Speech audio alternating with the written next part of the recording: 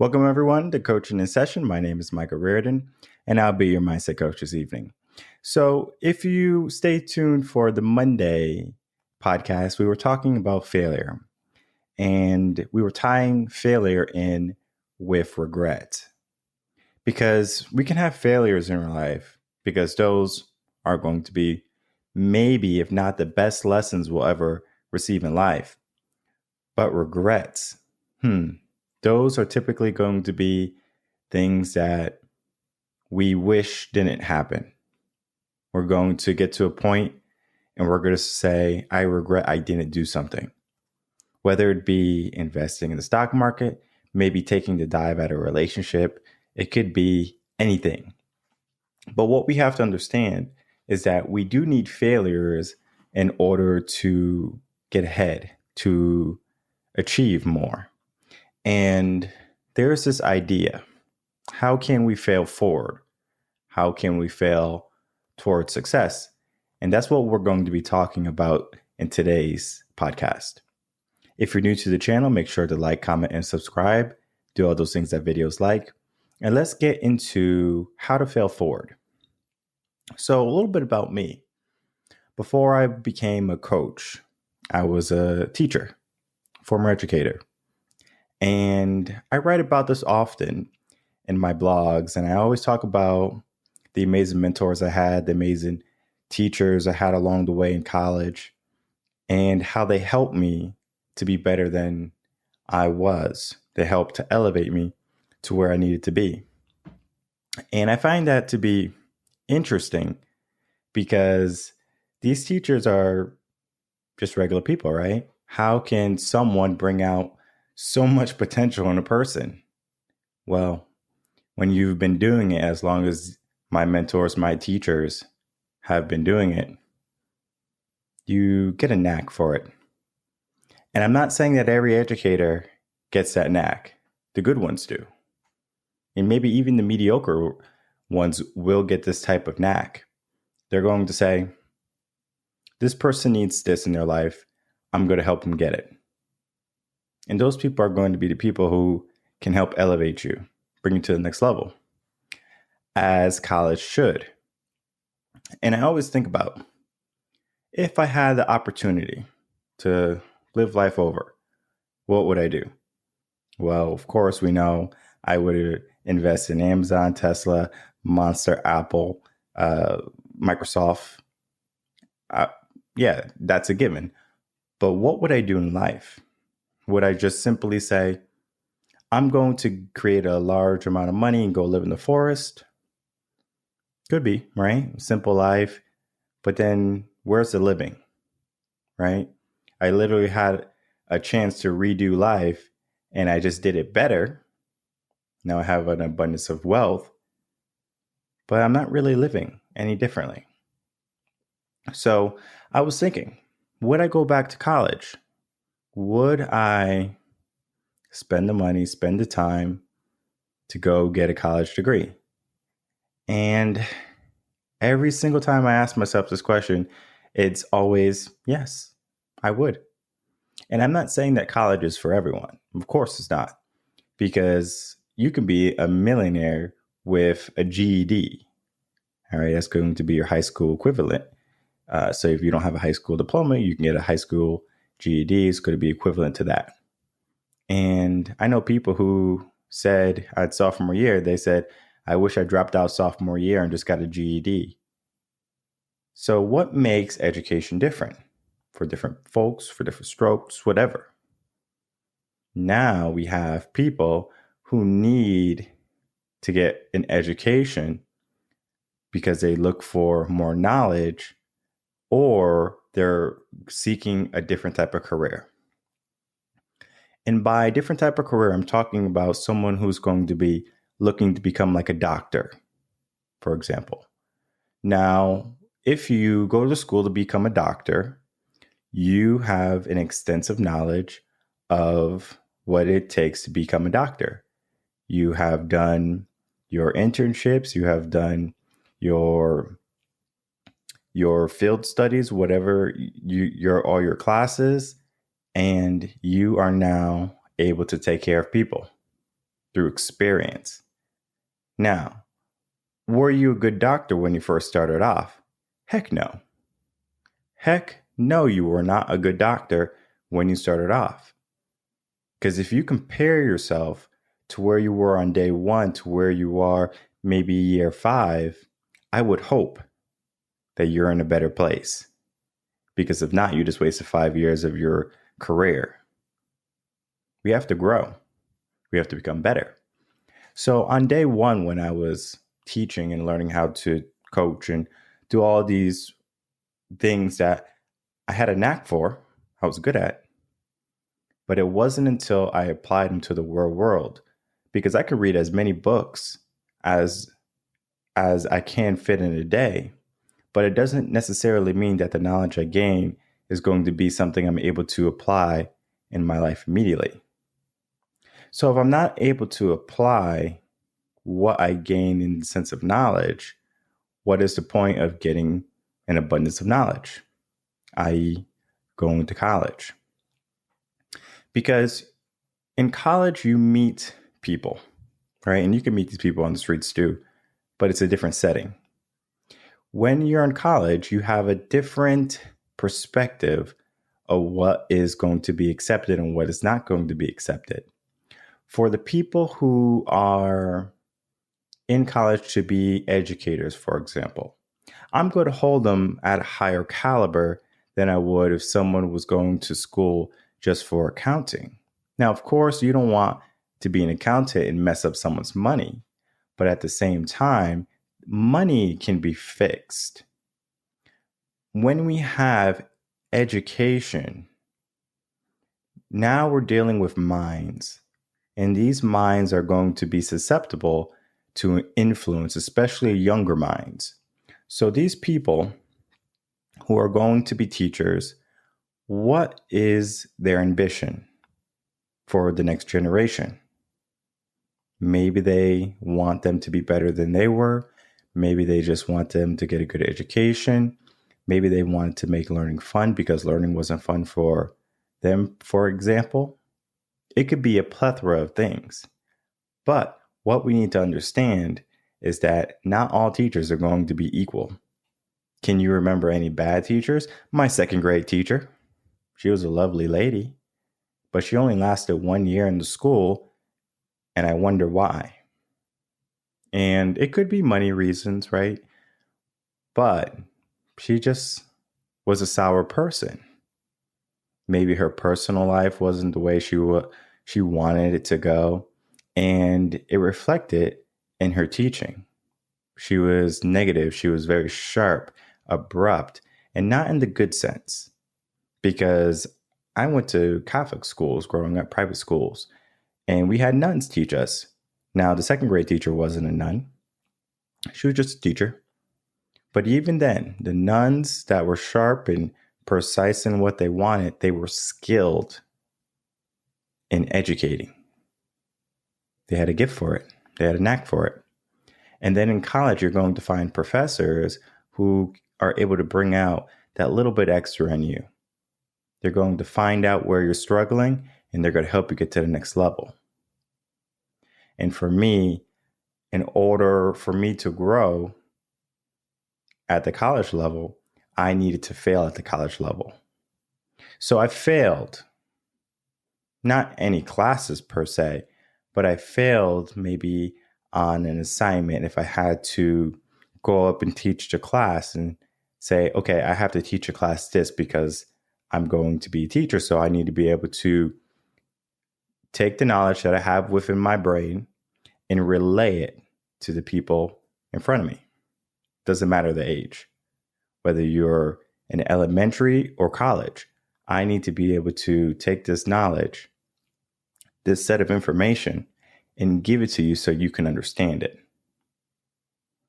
Now, if you ever tried to do that with different age groups, you'll know that every single age group is different. You can't teach elementary the same way you do college. Now, in teaching, though, you learn knacks. You learn how to implement different strategies you can use at any grade level, any age.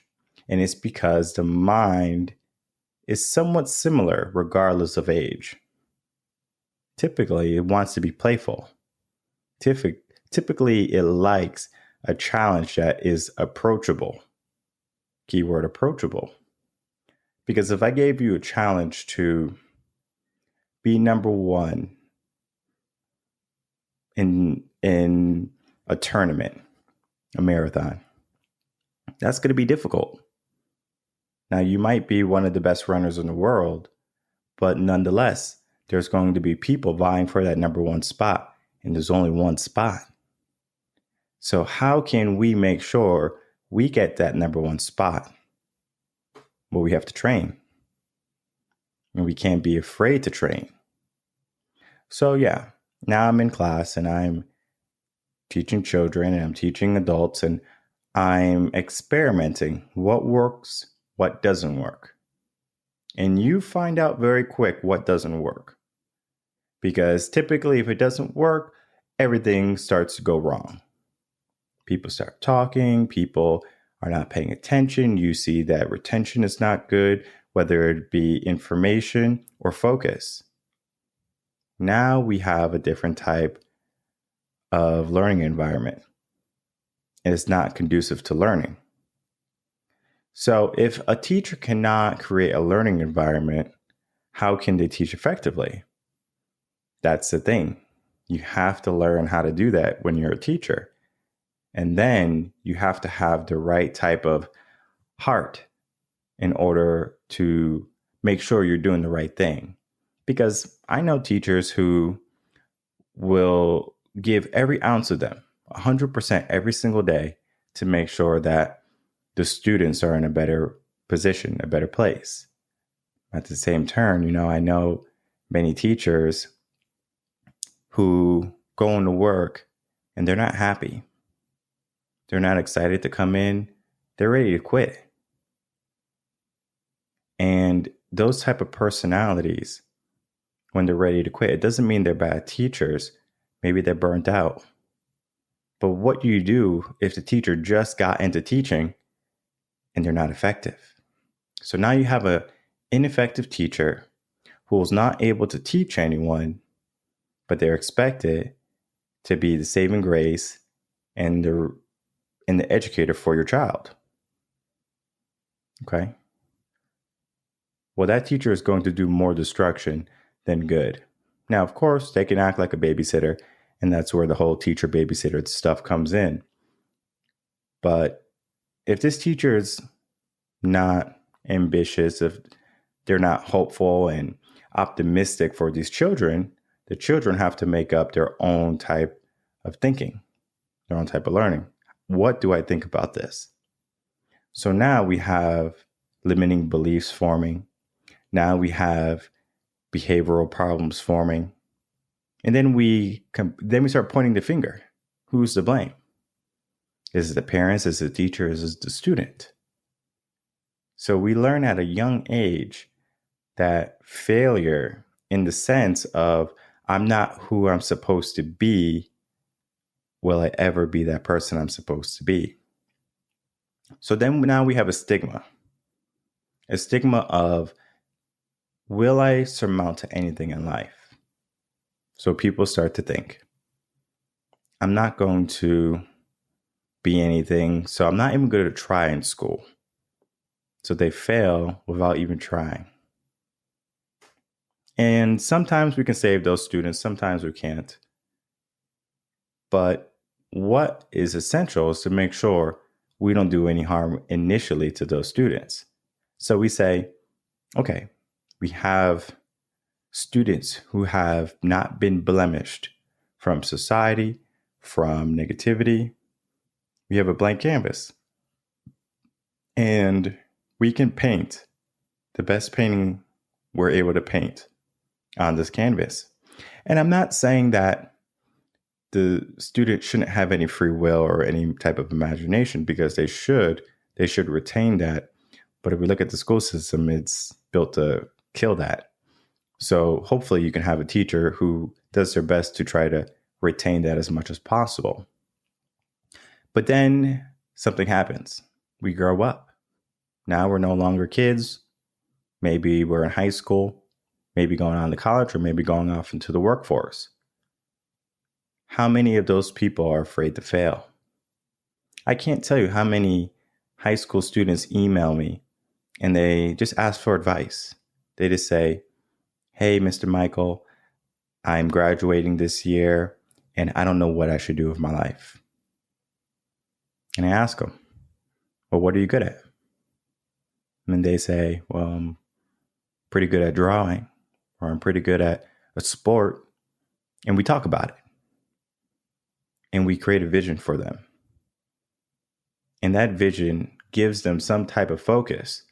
But even though they have that focus for something to aim for, there's a little whisper in the back of their mind. And they ask me, but what if I fail? What do I do if I mess up? They're so concerned about what could happen, then what do we need to do right now? Because if you understand that the actions you take now can lead to a better tomorrow, to something more inclined to your most desired life down the future, you're going to notice that you're not really worried about what could happen. You're worried about what needs to happen. So if you need to put in some work, some hours, why not try to put in those hours? And hey, maybe you fail, but it doesn't mean you have to give up. Because if I fail at something, it's just an indicator that I need to work a little bit harder. And when I was student teaching, especially, the teacher would give me feedback. They would say, hey, maybe you should try to do it this way. It's going to be more effective. So what I did wasn't effective. So now I learned how to be more effective. I failed initially, but I took that lesson and that guidance and I said, hey, now I'm going to make it so I don't have those same mistakes. So failure is actually a good thing. Because if I never had those failures, if I never had a type of negativity where I learn like, okay, I can do this better if I don't do this, or doing this is not effective, I should do it this way. People are afraid to fail. Maybe it's because in the school system, we give you a test, typically a memorization test, and then we say, okay, take your test and we'll see what we are going to get as a grade.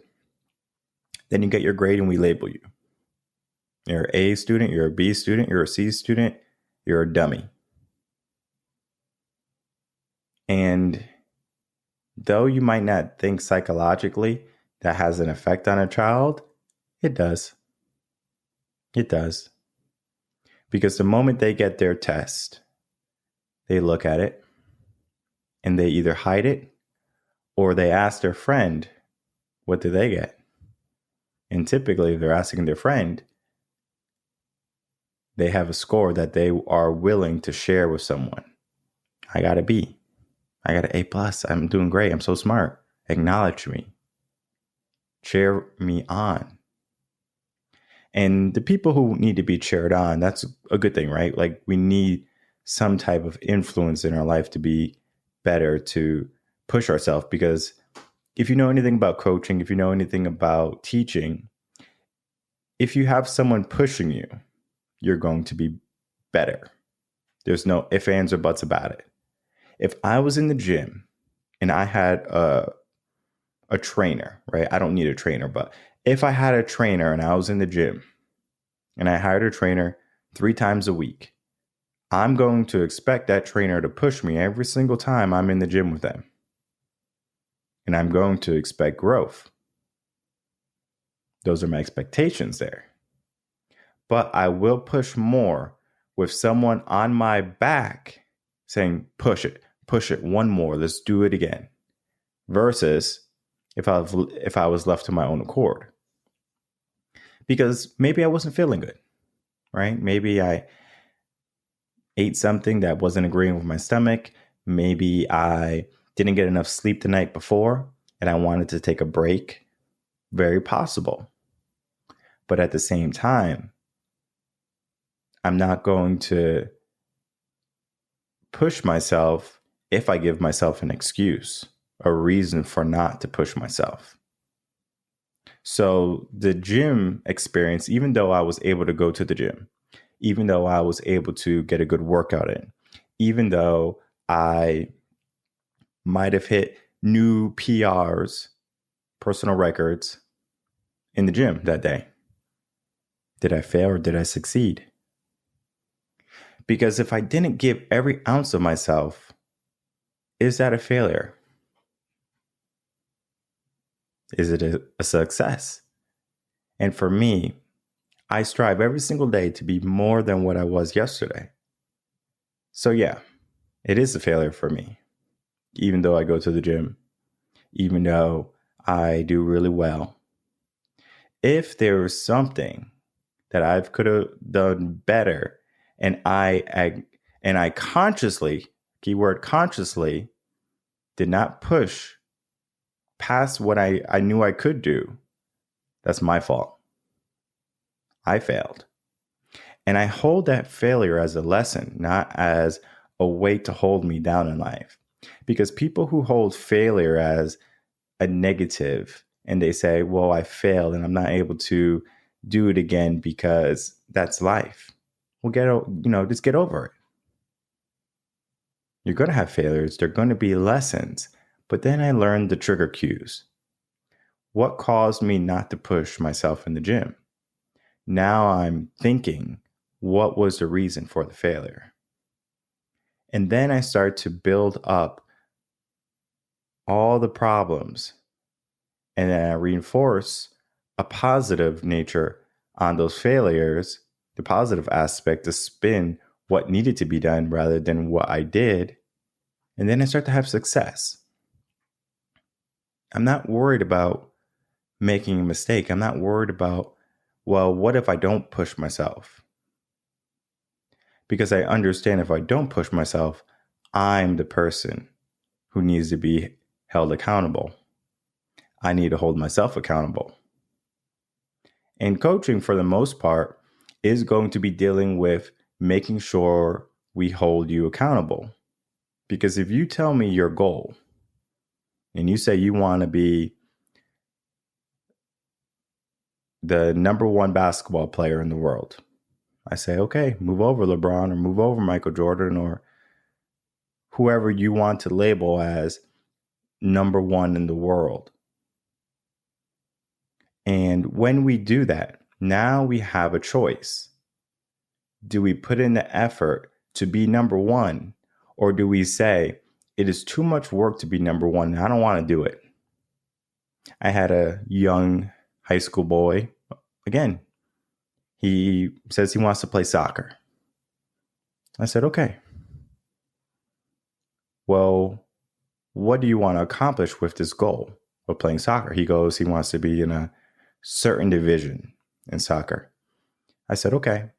Well, what is the practice regimen for someone who is in that type of career in that field?